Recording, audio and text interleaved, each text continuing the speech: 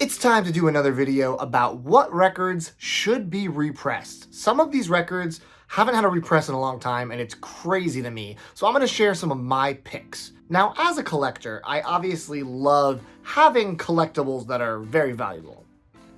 But as a music fan, sometimes the desire for people to have the ability to listen to these incredible records on their setups at home transcends that love for collectability. These are records that I really want to have a repress that I think a lot of people do as well, but I would love for you guys to leave a comment on this video with what records you think should have a repress, because I always like to see what I'm missing out on. Let's help each other put it into the universe and get some of these records hopefully pressed to vinyl, because sometimes these represses that come out make no sense and the ones that never get pressed make even less. If you haven't subscribed to this channel yet, definitely make sure you do so and hit the bell so you don't miss out on any notifications I put out. First off, we're gonna get it out of the way. We have Beck's Midnight Vultures. It has been a long time since this has been repressed on vinyl. I remember someone asked Beck on Twitter a few years back and he said very soon. That was years ago, so we haven't heard any rumblings. I thought Record Store Day for sure this year would have it on the list. It didn't.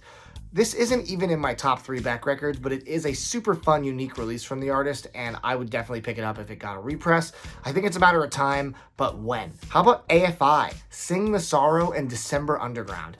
Both of these records go for $300-400, and there's bootlegs of both that exist, but at some point you just want the official record, right? So I don't want to spend hundreds of dollars for these. I just saw AFI last year at When We Were Young Festival. They were incredible, and it really ignited my desire to have these records on vinyl. I have not bought bootlegs of them, even though the bootlegs themselves are even going for like $100+ now. That's how in demand they are. What's going on, guys? Danzig 1 through 4. Probably never going to get a proper repress, because from what I heard and what I read, Danzig and the owner of the label that pressed these, Mr. Rick Rubin, have a big beef and it's not getting squashed. Last I heard, Rick Rubin refuses to repress them, and Danzig, in order to repress them, has said he wants $100,000 up front and then like $25 a copy from everything sold, which makes it completely ridiculous for any label to even try to do these. All 4 of these records are stellar, and they are very long out of print, and I don't know if we're going to see a repress, which is why I recently made sure I picked up some originals. Shout out to James, a regular at the store. His wife had these, and he traded them into the store. I definitely paid handsomely in terms of trade credit, but I got first presses of both of them. I would love to get 3 and 4 now. I picked up a bootleg of 4. 3 eludes me in any format. We really need a Danzig 1 through 4 box set. It would sell like crazy. These next 2 are a little niche, but trust me, they need them. So this is Beulah and When Your Heartstrings Break and The Coast Is Never Clear, both on Elephant 6, which is at the same label as Neutral Milk Hotel, Olivia Tremor Control, Of Montreal at a Point, etc., etc. 2 of the greatest indie pop records of all time, in my opinion. I luckily have both of them, but the fact that they haven't had a repress since they came out is crazy. Now, these came out on kind of smaller labels, and the band is no longer together, so I think seeing a repress is unlikely, unless Miles, the frontman of the project, decides he needs money and wants to put in the effort to repress it. I think a lot of music fans would be stoked for this. But yeah, if you can find these anywhere for a reasonable price, grab them. They're incredible records. How about this guy that you see in the back of all my videos? Aphex Twin Drugs. This is the ridiculous box, the 4-disc behemoth of an album by electronic wizard Aphex Twin. I don't know if they haven't repressed it just because it's this ridiculous box. How do you even store this, ship this, order this? It is colossal. I think people would be stoked just to have like a 4-disc double pocket gatefold or a trifold or something to get some discs in there in a normal way. Maybe Aphex Twin just doesn't ever want to release it because Richard is a very strange man in the best possible way.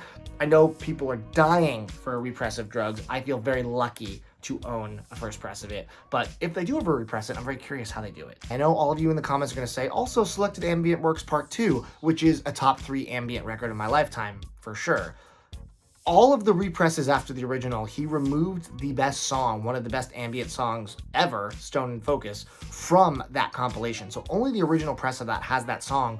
All the represses, he took it off. I think it's just him being strange. I don't know why he did that. So I don't hold out hope for a repress or a repress that has the original track list intact. We got Alice in Chains 2 for here. We got Self-Titled or Tripod and Unplugged. Lucky enough to own this. Amazing recording, probably my favorite of the MTV Unplugged releases. This goes for crazy money now. Self-Titled still is without a repress. I met Alice in Chains in 2018, I think. It was at Amoeba at a signing. I talked to Jerry Cantrell and I said, are you working on repressing self-titled? He said, we're working on it. I feel like that's a musician's go-to answer for anybody that asks that question, just because they want to seem like they're doing it. But we did get a deluxe facelift. We did get a deluxe dirt. It's next up. I am hoping that by the end of next year, we see a pressing of it. I don't know though. I don't know what's taking so long. Another obscure one for you, the Wrens Meadowlands. We have seen Wrens represses from Silver and Secaucus in past record store days, but Meadowlands, their magnum opus and objectively their best record, hasn't had a repress in quite a long time. Back when I got into vinyl, back in like 2015, I had a copy and I sold it for like $50 because I thought it was like, oh, I don't really need this and I'm sure it'll get a repress. I was wrong. It did not get a repress. It has not gotten a repress, and I would really like it back. I don't know why I sold it. It was stupid. The Wrens Meadowlands is an amazing emo indie rock album, and definitely check it out if you don't know it, and then you too will be clamoring for a reissue. And then here's a big one, Tool's Anima.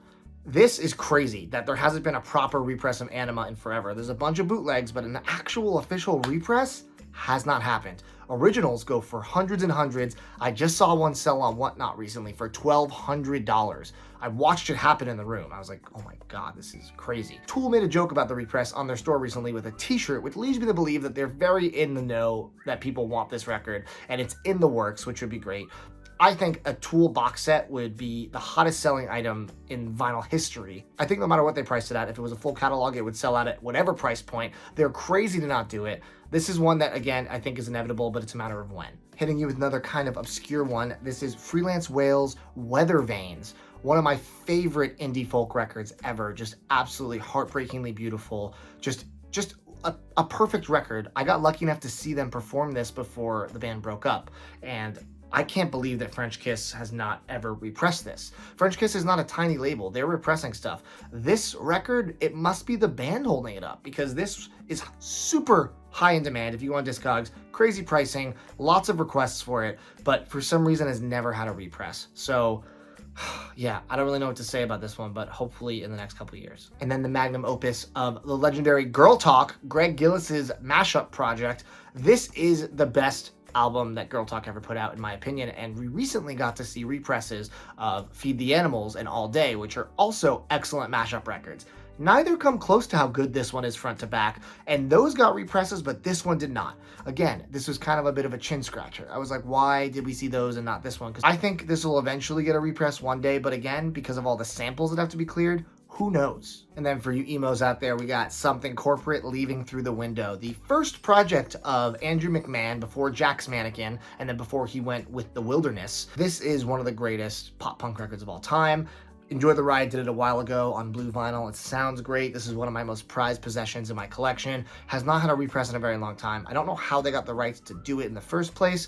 I feel like I know Enjoy the Ride. I've talked to the people who run it, and I think that they would love to do it if they could, so there must be something holding it back. I don't know what it is, but I know this is something that is one of the most wanted records from the entire pop punk community. I get people walking into my store asking me about this all the time. So one day, hopefully, it just needs it. Let's go with another kind of obscure one. Tobacco's Maniac Meat. Tobacco is an amazing kind of psychedelic experimental pop artist, also known as Black Moth Super Rainbow. That's his other project. Tobacco's a little more aggressive, a little more industrial psychedelic at times. Maniac Meat is phenomenal experimental music that is super catchy, super off the wall. I sold my copy of Maniac Meat a long time ago for about $80, and I regret that one also. I don't know why I sold it. I thought for sure they were going to repress it because they have been repressing things every now and again. It's been a long time. I thought I remember, maybe this is a fever dream, an email where he said it was in the works, but that was like at least 3 or 4 years ago.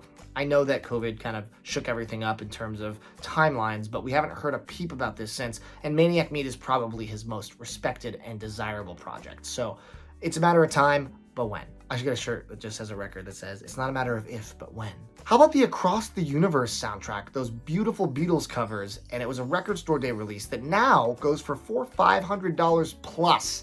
The Beatles are so popular, that movie was so popular, the soundtrack is one of the most requested soundtracks everywhere. When people are asking, oh, is this available, who don't know the scene intimately, and everyone has to get hit in the face with, yeah, it's available if you want to pay $50,000.